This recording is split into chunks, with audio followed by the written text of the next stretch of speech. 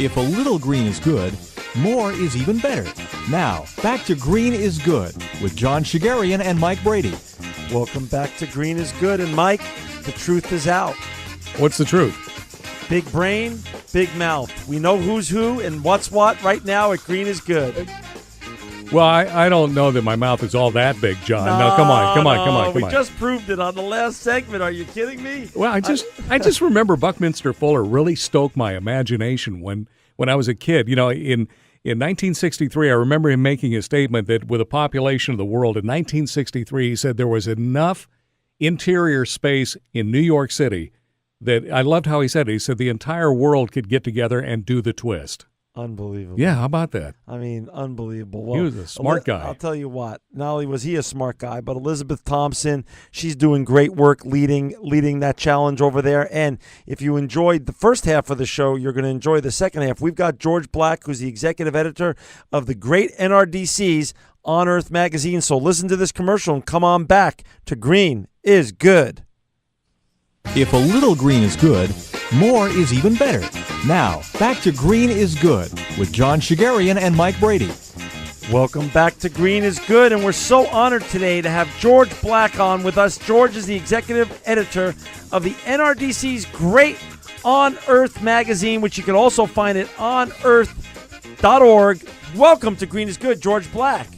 Thank you so much. Nice to be with you. Hey, George, your magazine is a must-read for anyone who cares about the planet, and it's just chock full of great information and great articles, and Mike and I are huge fans, obviously, but, you know, there's so much to talk about today, but we want to give you the platform because you're doing all this great work, and you get to travel and really report on a lot of great issues. You know, talk a little bit today about this whole issue since oil is somewhere about $110 a barrel or something. Let's talk a little bit about climate change and what's going on and how, you know, the world is changing in front of us and how we could all be part of the solution here as the climate change movement continues. Well, I do get to travel a lot, and I'm lucky in that respect, and I've seen over the years a lot of the ways in which I think you ask yourself a big question, which is, can people understand this properly until it actually hits them directly? And I think that's something that's hard for us in this country, but if you go somewhere like Bangladesh, people say, I can't grow my rice anymore. Why is that? Because the salt's coming into my fields from the ocean rising. You talk to people in Peru, and they say, you know, my potatoes don't grow in that field. They grow in a different field, and I've got these bugs I didn't used to have eating my potatoes. Why is that? Because the glaciers are melting, they're losing water, the temperatures are rising. So these people experience this very viscerally. That does not necessarily mean that they know the language, the terminology. They know the weather is weird. They know they're not able to farm their crops. And primarily we're talking about people who live by farming crops. They're the ones who are worst hit because everything in their lives is dependent upon climate. But they're not going to sit down and give you theoretical speeches or scientific, documentaries to watch.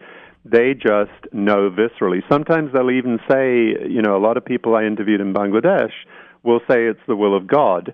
And then what you have to bring in then is the educational component, which fortunately in Bangladesh they have tremendous numbers of very smart NGOs who are using things like cell phone technology to take people from understanding that this isn't an act of God, it's an act of man. It has reasons that can be understood, and it has ways in which you can respond. So, I see a lot of things, obviously, that are disturbing and distressing, but you also see a lot of things in the field that are very inspiring. So where are we in, so many of the great thought leaders that come on our show impress upon Mike and I that there's no one silver bullet, that this is a process. With regards to climate change, George, where are we in the evolution, in the process of all of us trying to participate and becoming part of the solution, and what's going on right now as we sit? Well, the easy answer to that, or the glib answer, is we're not nearly as far along as you'd like to be. Somebody was making an interesting comparison to me the other day, which is the comparison between the understanding of climate change and the understanding of evolution in the 19th century. Okay. That at first, when Darwin and his ilk started advancing these wild theories, people were saying, no, God created the earth in 4007 BC at 3 o'clock in the afternoon, because that's what the theologians say. And then gradually people began to say, oh, this is for real.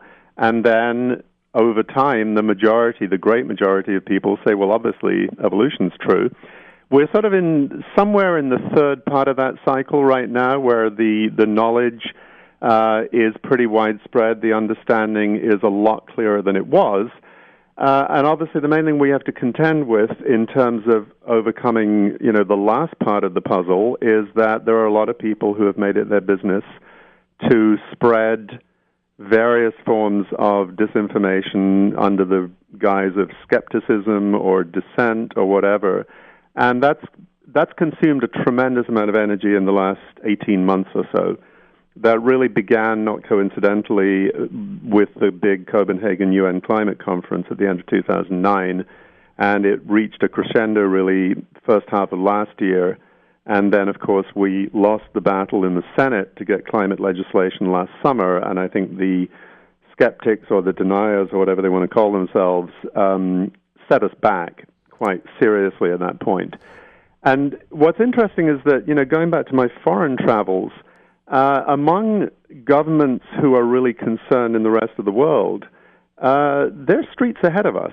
And that's actually kind of interesting. Yeah. And, if you're an American politician or an investor or a business person, it's kind of disturbing because China, ironically, although, it overtook us a couple of years ago as the biggest carbon emitter, because China is streets ahead of us, light years ahead of us, in fact, in developing alternative energy technologies. Wow. And so here we are now, we're producing more coal in order to export more coal to China, and China's going to be exporting wind turbines to us because they do them better, and they're ahead of us now in the technology. What's wrong with this picture? Really? Yeah. Wow. I mean, but let's go back to deniers and skeptics. Do you find in your travels the same denial and skepticism in foreign countries? Are they already adopting what is known to be true and making the changes? I can't think of a country in the world where there's a significant number of climate deniers. England, maybe. England. There's something about the Anglo-Saxons, perhaps, that don't seem to get this. There's a powerful lobby there. It's more marginal than it is here, because what you don't have in England or Britain is a political party that is in bed with this stuff. Right. There was a very interesting commentary last year by the Pew Commission on Climate Change saying, the strange thing about this country is it is the only country in the world that has a political party, let alone a major political party, that does not accept the science on climate change. So the problems in this country are unique.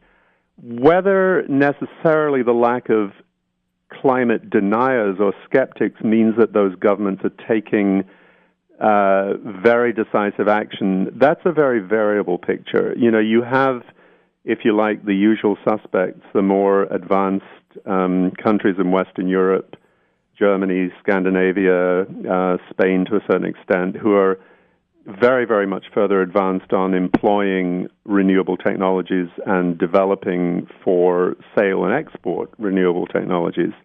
You've got a lot of other countries where the understanding is there, but the ability to respond and the material resources to respond are pretty limited.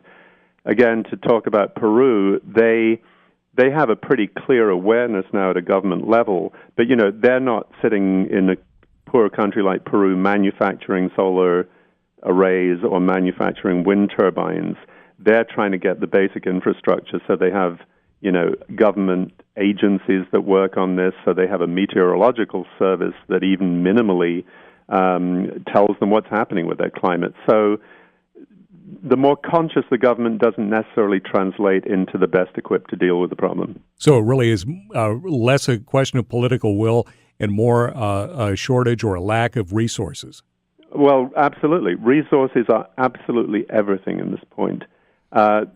Adaptation to the inevitable aspects of climate change, because many of them are now inevitable, and then mitigation of the problem of emissions in the first place, both of those things take a lot of resources. If you want to cut down on your emissions, you're retooling your power plants, you're retrofitting coal-fired plants with scrubbers, you're building new technologies, developing alternative ones. If you want to deal with adaptation, you're talking about, again, I'll take the example of Peru because it's where I was just a couple of months ago. The responses to losing water are you have to build big new infrastructure projects to harvest your water. You can do a certain amount at the village level, but it's very costly, this stuff. You know, setting up a national meteorological service is a $100 million ticket item. Oh, now, that doesn't sound wow. much to us, even in an economic crisis. To a country like Peru, that's a huge amount of money. Sure. That's a good point. You know, George, you have a fascinating perspective because of where you sit and what you do for a living, but also where you go to. So talk a little bit about, take people a little bit now on the road with you and talk a little bit about the best and the worst. What is the most discouraging or dramatic thing that you've seen in your travels, and follow that up with some words of hope, and what's the most encouraging things you've seen in recent times in your vast travels? Boy, that's difficult. I see so much. I wouldn't single out any one particular country where you go, oh my God, this is the worst thing I've ever seen. You see examples where there is a sort of direct emotional impact because you see these things so viscerally. In India, you watch, people attempting to get water in the Rajasthan desert, and you see them digging deeper and deeper into the ground and coming up with water that is undrinkable because it's so saturated with salts. And they're in the middle of a desert, and it's always been dry, and now it's 10 times drier than it ever was. Those things hit you very emotionally, but there are equivalents in any country you go to that's affected. Right. The inspiring stuff, I think we're in an interesting moment right now in transition, and I think those of us who write about this are very conscious of this. We've done a great deal to convey the severity of the problem, the human drama of how people are impacted. We've spent a certain amount of time saying, I was in this village, I was in that village, these guys are digging a well, these guys are, harvesting water in some imaginative way. I think we're now necessarily moving toward the third stage, which is to take the best of the initiatives that are underway and say, how can you bring them up to scale? In other words, how can you really harvest the best ideas and bring them to a mass market? And by far the most inspiring thing I think I've seen in that sense was a program again in India where a big and very sophisticated non-governmental organization called called TERI, is producing solar lanterns. Now, there are many, many programs in the world for solar-powered light. At the village level. People are sitting unable to work, unable to illuminate their homes with anything other than kerosene, which is a health hazard. It burns your hut down. It kills your children. It generates huge amounts of black carbon emissions.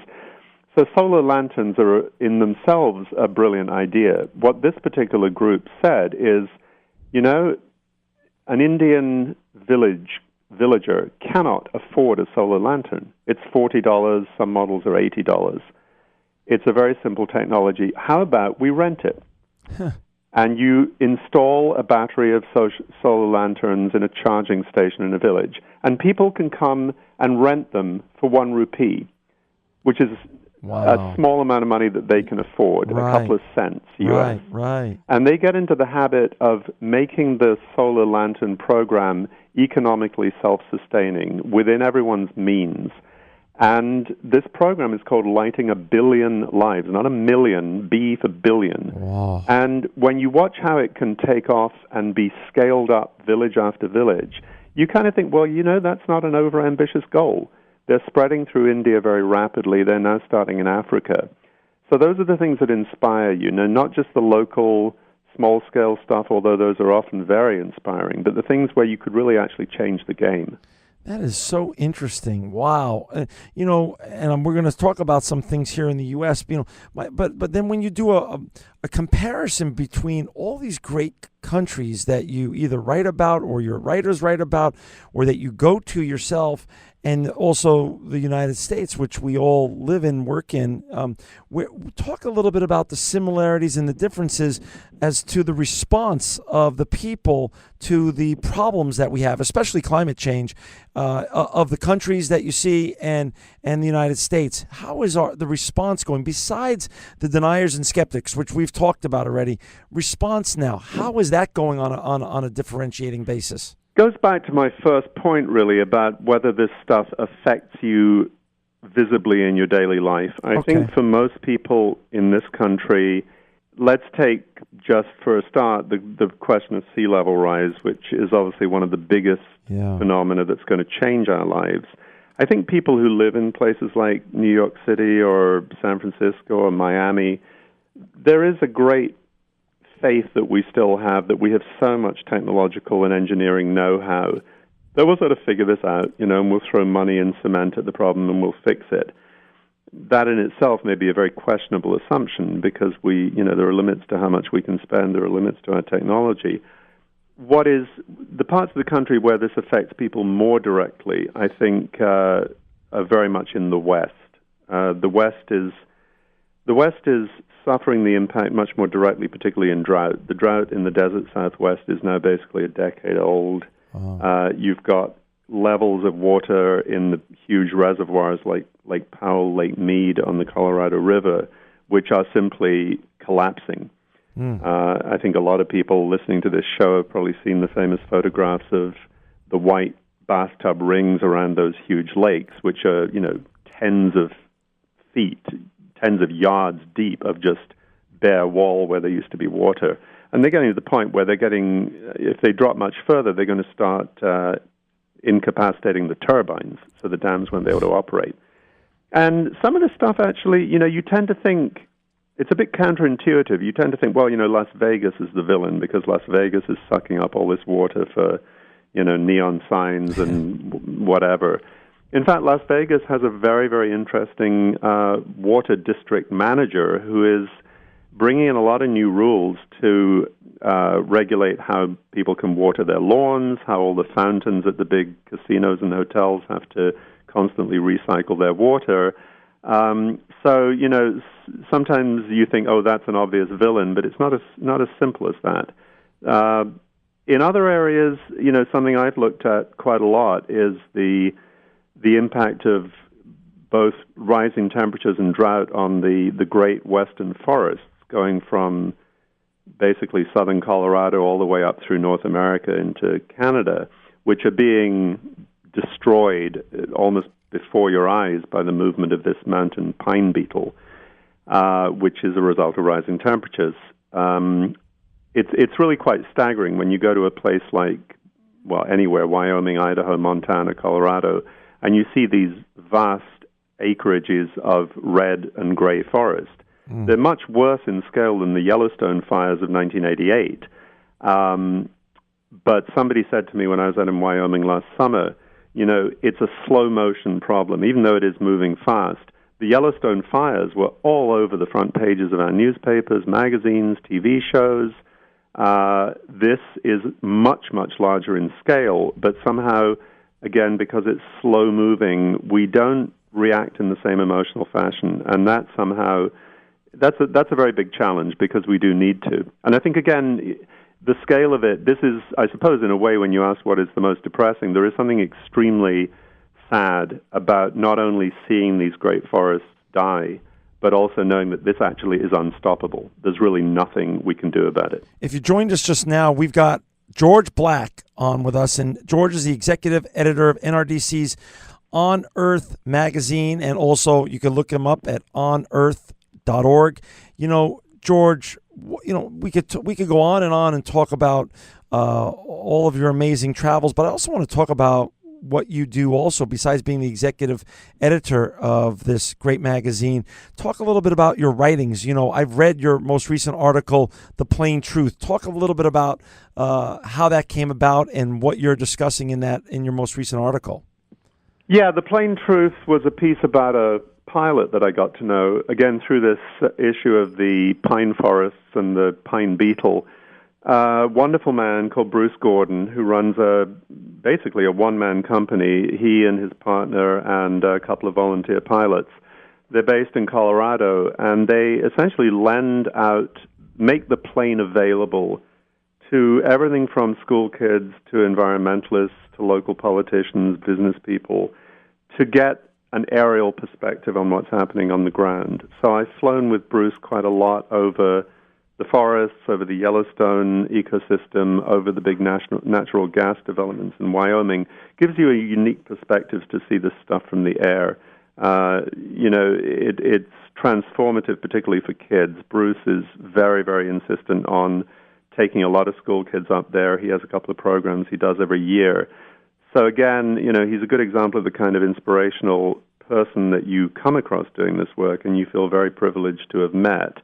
And not just a great individual, but what he's done with this thing is that he brings people together so that their skills can work in synergy. An environmentalist meets a scientist, meets a politician, meets a kid, and all of a sudden you have the capacity, to cross-pollinate ideas, to bring different skill sets in. So, yeah, that kind of stuff is really wonderful and a privilege to be able to write about. George, you have such an important platform that you're the executive editor of. How does the process really work when making decisions on all the different problems that we have around the world? Some that need immediate attention, some that need, they all need attention on different levels depending on where you sit. How do you go about choosing the different issues to tackle in your great publication? It's hard. We're only quarterly, which limits us somewhat. We have, I think, a stable of writers and photographers who are as good as any in the country. We're getting nominated for National Magazine Awards. We're being anthologized in the Best American Science and Nature Writing. We have a slew of writers who make their living writing for the New Yorker magazine, Harper's Magazine, the New York Times Magazine. We have photographers who do most of the work for National Geographic. So we've got the privilege of picking and choosing between some very good authors and photographers. I think where we see our mission is you have to deliver a balance of subject matter where your readers are most interested and most in need, expressing the most need for more information. We had a readership survey, interestingly enough, recently, where far and away the three things that people want to know most about: climate change, renewable technologies and energy technologies, and nature and wildlife. So we try to strike a balance among those things. We do a lot of hard science and technology reporting where we'll try to explain major trends in science and technology. We obviously, as we've talked a lot about today, do a lot of stuff on climate change and how the world is adapting to the realities of climate change. We do wonderful photography of landscape. We do essays about individuals' experience of a particular place or a particular ecosystem. So you try to strike a balance. And I think in general, we're very lucky that NRDC has seen the value of producing the magazine, continuing to invest, because it's not, National Geographic photographers cost a little money. And but I think in general, I wish we could publish twice as much as we do, but we try to do best we can. And we're down to the last 2 minutes or so, and what I want you to just share whatever you want with our listeners, both here nationally and around the world, who you sit in a great place and you have a great perspective on what's going on. Talk a little bit about the future. You have a window on the future. What do you see coming our way, and what can we all do to be part of the solution? Two things. One is just basic attitudinal. It's overwhelming. It's scary. A lot of it's very bad. Absolutely do not be overwhelmed or paralyzed by those facts, because the solutions are out there. The solutions in terms of technology are out there. The solutions politically are within reach, although it sure doesn't feel that way right at this moment. But trends change. And in the long term, I think it's a matter of timing more than of what will actually happen. I think the changes we need are inevitable. The question is how we get to them fast enough. But I think learn as much as possible, about the solutions that are out there. The second thing I'm going to say is counterintuitive. The solutions to this have to happen on a large scale, and I'm going to leave you with a book recommendation. Go ahead. I would recommend that people take a look at a new book by Alexis Madrigal, which is called Powering the Dream. He's a senior editor at The Atlantic magazine. It's a very smart book, and it says, we have got to get used to the idea that the solutions here are going to come from big corporations. That may not be something that environmentalists initially want to hear, but the scale is such that they are basically the only game in town that can do this on a sufficient scale. It's a challenging idea, but we can't duck it. Powering the Dream. We love it. And Mike and I are so honored that you spent time with us today, George. You're doing wonderful work. For our listeners out there, please go to 2 different websites, nrdc.org, and support the NRDC and the great work that George and all his colleagues are doing. Also, look at his great website, OnEarth.org, or subscribe better to his magazine, OnEarth. And again, as George said earlier, Powering the Dream holds maybe one of the keys to our future. George Black, you're a visionary eco-thought leader and truly living proof that green is good. This program will be available for downloading in a couple of days from our station's website, keyword podcast. Thanks for listening, and join us again next week at the same time for another edition of Green is Good.